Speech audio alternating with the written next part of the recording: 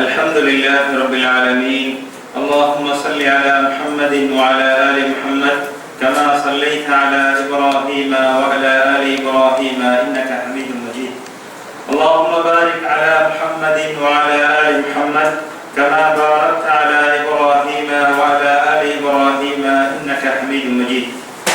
அன்பார்ந்த இஸ்லாமிய சகோதரர்களே, ஹிஜ்ரி வருடம் 1441 ரபியுல் அவ்வல் மாதம் 18ஆம் தேதி புனித மஸ்ஜித் நபவியிலே ஷேக் ஹுசைன் இப்னு அப்துல் அசீஸ் ஆல் ஷேக் அவர்கள் பொறாமை அல்லது புறம் பேசுதல் எனும் தலைப்பிலே உரையாற்றினார்கள். ஆரம்பமாக அல்லாஹ்வை புகழ்ந்து நபியின் மீது ஸலவாத்தும் ஸலாமும் கூறியவர்களாக வருகை தந்திருக்கக்கூடிய மக்களுக்கெல்லாம், அல்லாஹ்வின் நல்லடியார்களே, அல்லாஹ்வை பயந்து அஞ்சி நடந்து கொள்ளுங்கள், இதுதான் உங்களுடைய ஈருலக வெற்றிக்கும் ஒரு அடிப்படையாக இருக்கும் என்று தக்வாவை கொண்டு உபதேசம் செய்தவர்களாக, அல்லாஹ்வின் நல்லடியார்களே, உலகத்திலே ஒரு மனிதன் ஈடேற்றம் பெற வேண்டும் என்றால் அவனது நாவை அவன் பாதுகாத்துக் கொள்ள வேண்டும். கெட்ட விடயங்கள், பாவமான காரியங்கள், பொய் சாட்சி சொல்லுதல், அவதூறு சொல்லுதல் போன்ற எல்லா விதமான நாவிலிருந்து வரக்கூடிய விடயங்களை பாதுகாத்துக் கொள்ள வேண்டும்.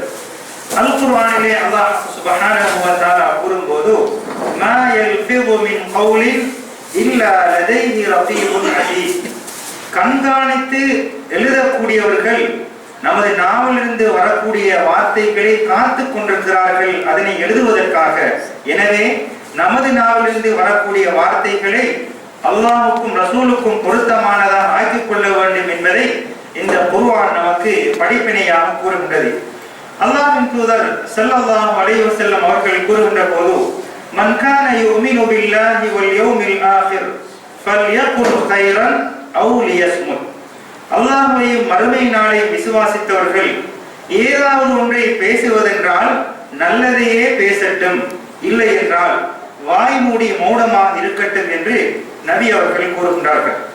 அல்லாஹ்வின் தூதர் ஸல்லல்லாஹு அலைஹி வஸல்லம் அன்னவர்கள் வசியத்தை செய்கின்ற போது, உபதேசம் செய்கின்ற போது, நாம் ஈடேற்றம் பெறக்கூடிய அடிப்படை விடயங்களை, அஸ்திவாரங்களை நமக்கு தெளிவாக எடுத்துரைத்திருக்கின்றார்கள். அந்த வகையிலே நபி ஸல்லல்லாஹு அலைஹி வஸல்லம் அவர்கள் நாவை பேணுவது எந்த அளவுக்கு ஒரு மனிதனுடைய வாழ்விலே முக்கியம் என்பதை பல சந்தர்ப்பங்களில் சஹாபாக்களுக்கு நடைமுறையிலே விளங்கப்படுத்தி இருக்கின்றார்கள்.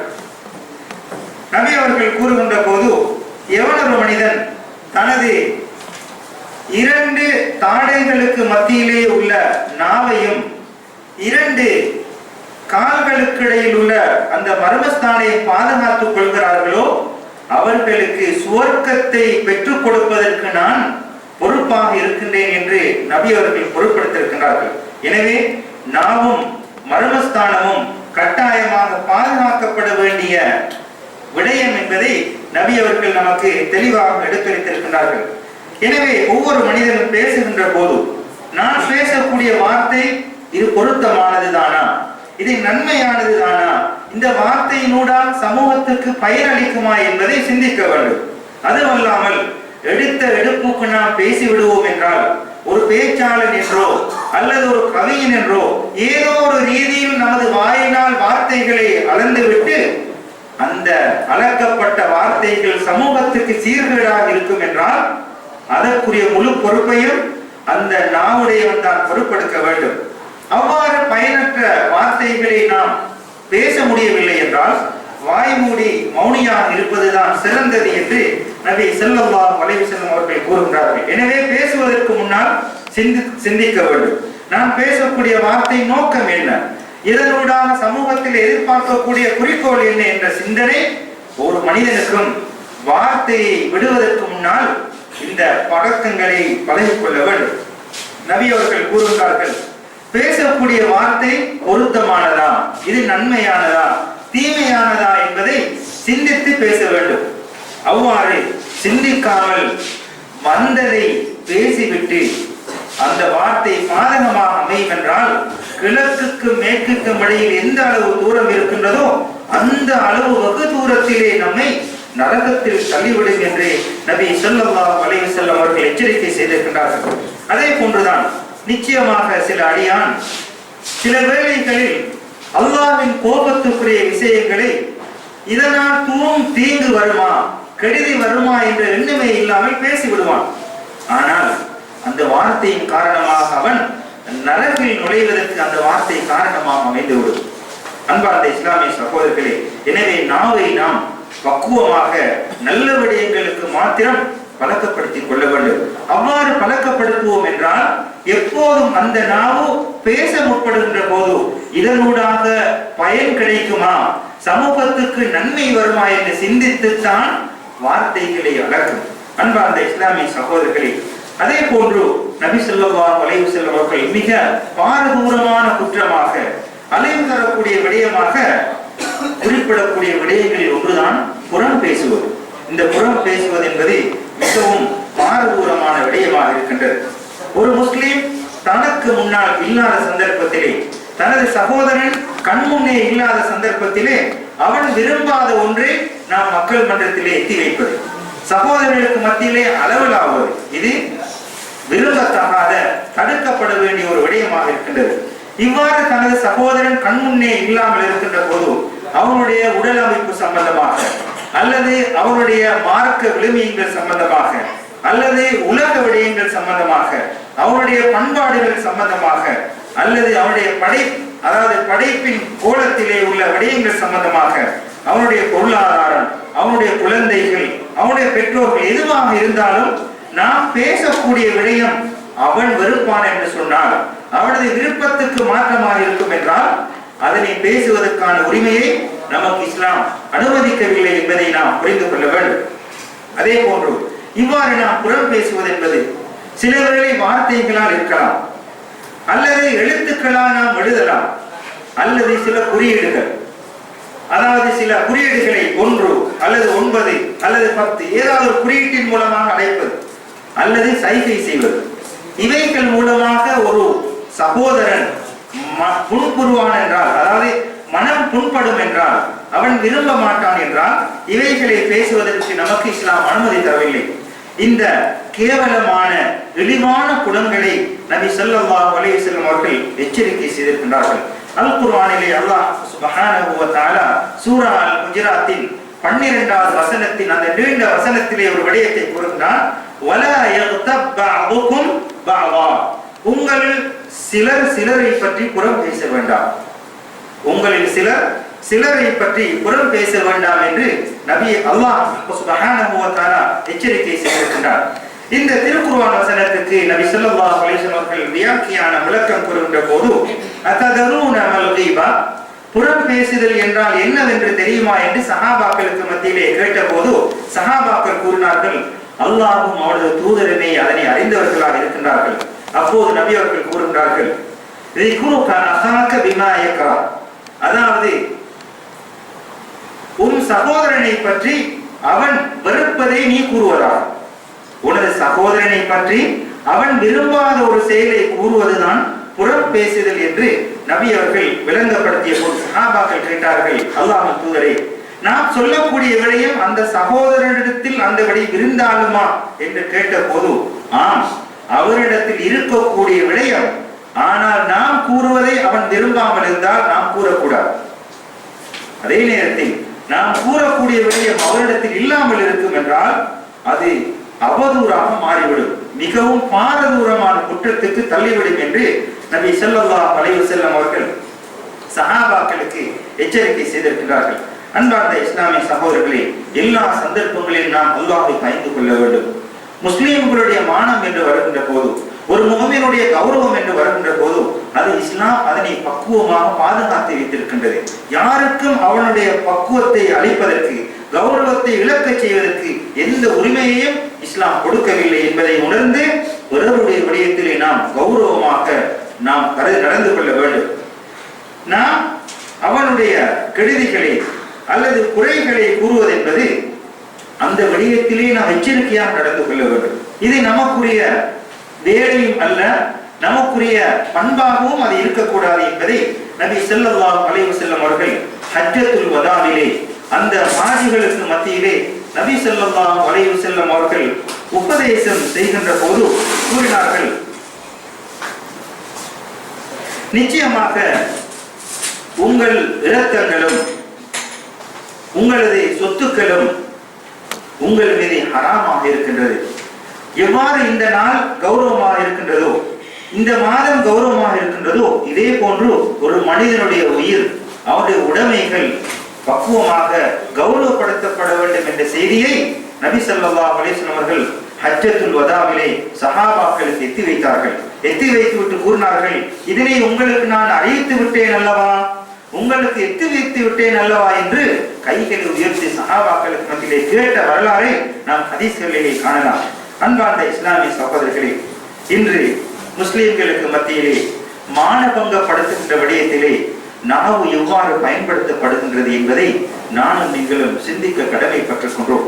விரும்பியதையெல்லாம் நமது இந்த எலும்பு இல்லாத நாக்கு பேசிவிடும். அல்லாஹ் பாதுகாக்க வேண்டும்.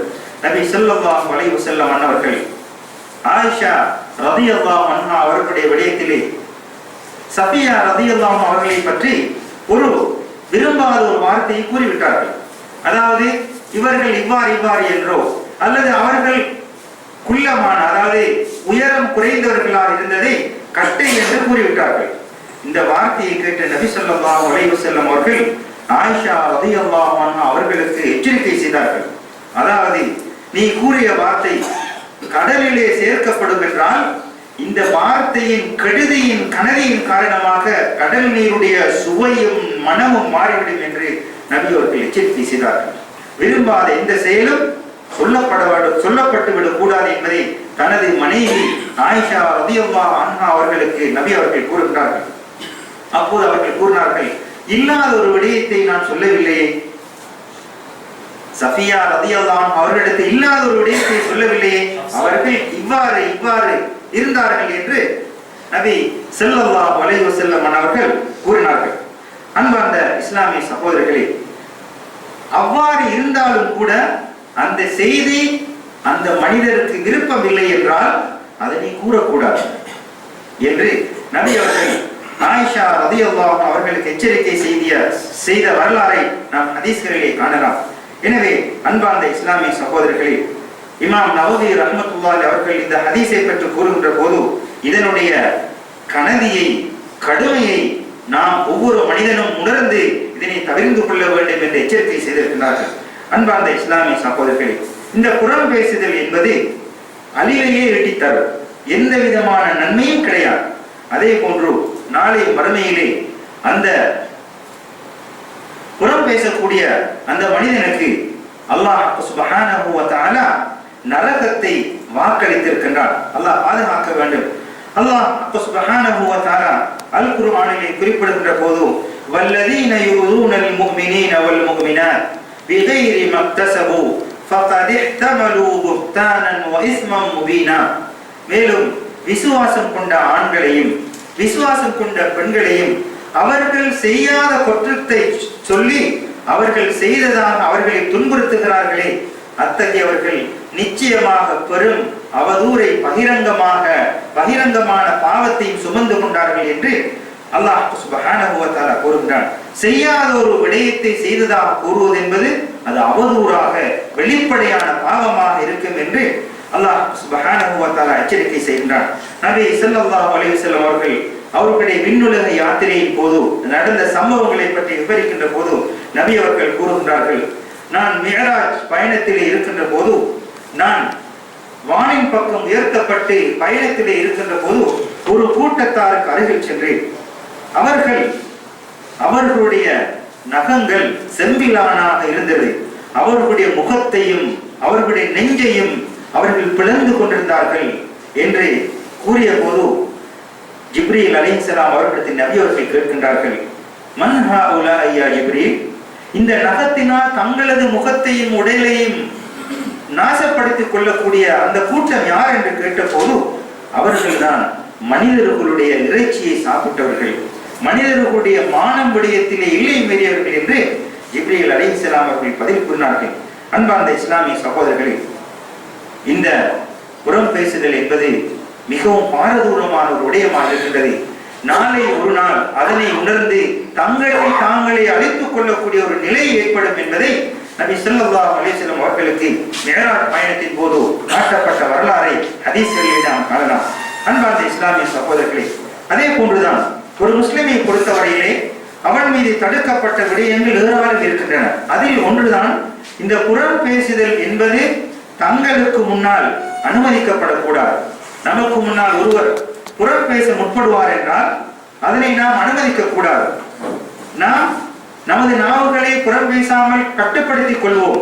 ஆனால் பிறர் பேசுகின்ற போது, பிறர் நம்மிடத்திலே பேசுகின்ற போது அதனை காது கொடுத்து உன்னிப்பாக கேட்டுக் கொண்டிருப்போம். இதுவும் ஹராமான விடயம்தான்.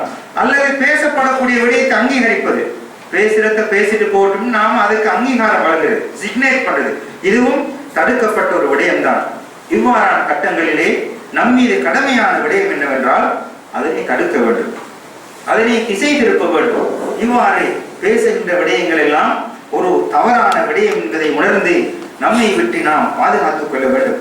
அல்லாஹ் சுப்ஹானஹு வ தஆலா தனது அத்தாட்சிகளை புறக்கணிக்கக்கூடிய நிகழ்வுகள் நடக்கின்ற போது, தனது அத்தாட்சிகள் மக்களுக்கு மத்தியிலே சொல்லப்படுகின்ற போது அவர்கள் அதனை புறக்கணிக்கின்ற நிலை வருகின்ற போது அல்லாஹ் கூறுகின்றான், வஇதா ரஅய்தல் லதீன யகூலூன ஃபீ ஆயாத்தினா, அல்லாஹ்வுடைய அத்தாட்சிகள் கூறப்படுகின்ற போது, அவர்கள் மறக்கடிக்கப்படுகின்ற போது ஃபஅரிது அன்ஹும், அந்த நேரத்திலே நீங்கள் அவர்களை புறக்கணிங்கள், அவர்களுடைய சிந்தனையை நீங்கள் திசை திருப்புங்கள். ஹத்தா யகூலு ஃபீ ஹதீஸின் கைரி, அவர்கள் இருக்கக்கூடிய நிலையிலிருந்து அவர்களை திசை திருப்புவதற்காக நீங்கள் கதையை மாற்றி விடுங்கள் என்று அல் குர்ஆன் கூறுகின்றது. நமக்கு மத்தியிலே இவ்வாறான புறம் பேசுதல் விடயங்கள் பேசப்படுகின்ற போது நாம் அவைகளை நமது காது கட்டிவிடாமல் அவருடைய சிந்தனையை மாற்றுவதற்கான நடவடிக்கையில் ஈடுபட வேண்டும். அதுவல்லாமல் நமது சமகாலத்திலே நடைபெறக்கூடிய விடயம், நல்ல விடயங்கள் பேசப்படுகின்ற போதுதான் எவ்வாறு கதையளந்து அவைகளை மாற்றிவிடக்கூடிய சூழல். பாவமான விடயம் பேசப்பட்டு விட்டால் அமைதியாக இருந்து அவைகளை காது கொடுத்து உள்வாங்கக்கூடிய நிலையைத்தான் நாம் கண்டு கொண்டிருக்கின்றோம். அல்லாஹ் பாதுகாக்க வேண்டும். அல் குர்ஆன் கூறுகின்றது, இவ்வாறான ஒரு நிலை உங்களுக்கு முன்னால் பேசப்படும் என்றால் அவைகளை நீங்கள் திசை திருப்பி விடுங்கள், பேசக்கூடிய மனிதனுடைய சிந்தனையை மாற்றி விடுங்கள் என்று நமக்கு இஸ்லாம் வழிகாட்டுகின்றது. அல்லாஹ்வின் தூதர் ஸல்லல்லாஹு அலைஹி வஸல்லம் அவர்கள் கூறுகின்றார்கள், ஒரு சகோதரனுடைய கண்ணியம், கௌரவம், அதற்கு பங்கம் விளைவிக்கப்படக்கூடிய ஒரு நிகழ்வு ஏற்படுகின்ற போது யார் அந்த நிலையை, அந்த சந்தர்ப்பத்தை வேறு விதத்திலே மாற்றி அந்த மனிதனுடைய கௌரவத்தை பாதுகாக்கின்றானோ, பேசக்கூடிய மனிதனுடைய சிந்தனையை திசை திருப்புகின்றானோ, நாளைய மறுமையிலே அல்லாஹ் சுப்ஹானஹு வ தஆலா நரகத்தை விட்டும் அவனை திசை திருப்புவான், பாதுகாப்பான் என்று நபி ஸல்லல்லாஹு அலைஹி வஸல்லம் அவர்கள் கூறுகின்றார்கள். ஒரு சிறிய விடயம், இன்னொரு சகோதரனை பற்றி நம் கண் முன்னே அளவலாவப்படுகின்ற போது அவைகளை திசை திருப்புவோமானால், அந்த மனிதனுடைய கௌரவத்தை பாதுகாப்பதற்கு உறுதுணையாக இருப்போம் என்றால் அல்லாஹ் சுப்ஹானஹு வ தஆலா நரகத்தை விட்டும் நம்மை திசை திருப்புவான், நரகத்தை விட்டு பாதுகாப்பான் என்று நபி ஸல்லல்லாஹு அலைஹி வஸல்லம் அவர்கள் கூறுகின்றார். அன்பார்ந்த இஸ்லாமிய சகோதரர்களே, எனவே இவ்வாறாக இந்த புறம் பேசுவது என்பது சில சந்தர்ப்பங்களில் அனுமதிக்கப்படும். எவ்வாறான சந்தர்ப்பங்களில் என்றால் அது மார்க்கம் அனுமதிக்கக்கூடிய விடயங்களிலே மாத்திரம் அனுமதிக்கப்படும். ஒரு மனிதர் ஒருவருக்கு அநியாயம் செய்து விட்டார், அநியாயம் செய்த மனிதனுக்கு நீதத்தை வேண்டி நாம் நீதி வழங்கக்கூடிய ஒருவருக்கு முன்னால் அந்த மனிதனுடைய குறைகளை நாம் சொல்வது அனுமதி. அநியாயம் செய்த மனிதனுக்கு எதிராக அநியாயம் இழைக்கப்பட்டவனுக்கு நீதி பெற வேண்டும் என்ற நோக்கில் யார் மூலமாக நீதி கிடைக்குமோ அந்த மனிதனிடத்தில், எல்லா இடத்திலும் அல்ல, அந்த நீதியை வேண்டி அநியாயம் செய்த மனிதனுடைய குறையை சொல்வதற்கு அனுமதி இருக்கிறது. அதே போன்று ஒரு ஆலோசனை கூட்டத்திலே ஒருவரை பற்றி ஒருவர் கேட்கின்ற போது அவன் அறிந்த விடயத்தை மாத்திரம் சொல்ல வேண்டும். உதாரணமாக இருவர் கூட்டாக ஒரு விடயத்தை செய்ய போகிறார்கள், என்னிடத்திலே அவரை பற்றி வினவப்பட்டால் நாம் தெரிந்த விடயத்தை கட்டாயம் கூற வேண்டும். ஏனென்றால் அவர்கள் கூட்டாக பயணிக்கின்ற போது நான் அது சம்பந்தமாக வினவப்பட்டு தெரிந்ததை கூறாமல் இருந்தால் அவன் படுகொலையிலே விழுவதற்கு நானும் ஒரு காரணமாக இருந்து விடுவேன். எனவே தெரிந்ததை நான் அந்த மனிதனுக்கு எத்தி வைக்க வேண்டிய கடமை இருக்கிறது. இது அல்லாத சந்தர்ப்பங்களிலே நாம் குறைகளை அளவுலாவது, புறம் பேசுவது அனுமதிக்கப்படாத விடயங்களாக இருக்கின்றது. எனவே உங்களது நன்மைகளை பாதுகாத்துக் கொள்ளுங்கள், வெற்றி அடைவீர்கள், அல்லாஹ்வை அஞ்சிக் கொள்ளுங்கள். இவ்வாறான நிகழ்வுகள் ஏற்பட்டு விட்டால் இந்த பொறாமையிலிருந்து எவ்வாறு நம்மை மீட்டுக் கொள்வது, எவ்வாறு விமோசனம் பெறுவது, இதற்கும் இஸ்லாம் நமக்கு வழிகாட்டி இருக்கின்றது. முதலாவதாக நாம் அல்லாஹ்விடத்திலே மன்னிப்பு கேட்க வேண்டும். இது போன்ற பாவமான விடயம் எம்மிடத்தில் ஏற்பட்டால் அல்லாஹ்விடத்திலே தௌபா செய்ய வேண்டும். இரண்டாவதாக நாம் யாரை பற்றி சொன்னோமோ அந்த நபர் இந்த செய்தி அவருக்கு எட்டி இருந்தால் கட்டாயமாக அவரிடத்திலே போய் மன்னிப்பு கேட்க வேண்டும். அந்த செய்தி அவருக்கு தெரியாது, நாம் மக்கள் மன்றத்திலே பேசினோம், பேசப்பட்ட மனிதருக்கு அந்த செய்தி எட்டாமல் இருந்தால், ஆனால் அந்த பேசிய விடயம் நாளை ஒரு நாள் குழப்பத்தை ஏற்படுத்தும் அல்லது இதனூடாக பிரச்சனைகள் வரும், அவர்கள் மானபங்கப்படுத்தப்படுவார்கள் என்ற ஒரு நிலை இருந்தால், இவ்வாறான சந்தர்ப்பத்தில் நாம் அவர்களுக்காக அல்லாஹ்விடத்திலே நாம் பிழை பொறுக்க தேட வேண்டும். அல்லாஹ்விடத்திலே அவருக்காக பிரார்த்திக்க வேண்டும். நாம் எந்த மஜ்லிஸிலே அவரை பற்றி குறை கூறினோமோ அந்த இடத்தில் அவருடைய நல்ல விஷயங்களே சொல்லப்பட வேண்டும். அவ்வாறு சொல்லப்படுகின்ற போது ஏற்கனவே கூறிய அந்த விரும்பத்தகாத செயல் அழிந்துவிடும். அதே போன்று எந்த இடத்தில் நாம் பேசினோமோ அந்த இடங்களில் இந்த மனிதரை பற்றிய நல்ல செய்திகளை கூற வேண்டும். அவ்வாறு கூறுவோமானால் நாம் செய்த அந்த குற்றத்துக்கு பரிகாரமாக இதனை கொள்ளலாம். குறிப்பாக நாம் திறந்த மனதுடன் உண்மையான உள்ளத்துடன் தௌபா செய்ய வேண்டும். இதிலிருந்து மீள வேண்டும் என்று நாம் முயற்சிப்போமானால் அல்லாஹ் சுப்ஹானஹு வ தஆலா இந்த பாவத்திலிருந்து மீள்வதற்கான வசதி வாய்ப்பை அல்லாஹ் சுப்ஹானஹு வ தஆலா நமக்கு இலகுபடுத்தி தருவான். எனவே அன்பார்ந்த இஸ்லாமிய சகோதரர்களே, இந்த புறம் பேசுதல் என்பது ஒரு பாரதூரமான விடயமாக இருக்கின்றது. இது தனது சகோதரிடத்தில் இருக்கக்கூடிய ஒரு விடயத்தை பேசுவது, ஆனால் இது அவனுக்கு விரும்பாத விடயமாக இருக்கின்றது என்றால் நாம் ஒட்டுமொத்தமாக இதனை தவிர்த்து கொள்ள வேண்டும். எனவே பிற சகோதரர்களுடைய விரும்பத்தகாத விடயங்கள், பொறாமை, பொய் பேசுதல், அவதூறு சொல்லுதல், எல்லா விதமான நாவிலிருந்து வெளிப்படக்கூடிய எல்லா விதமான பாவங்களையும் கட்டுப்படுத்தி நாவை நன்மையின்பால் பயன்படுத்தக்கூடிய நன்மக்களாக நம் அனைவர்களையும் அல்லாஹ் ஆக்கியருள் புரிவானாக. ஆமீன். வ ஆகிரு தஅவானா அல்ஹம்துலில்லாஹி ரப்பில் ஆலமீன். வஸ்ஸலாமு அலைக்கும் வ ரஹ்மத்துல்லாஹி வ பரகாத்துஹு.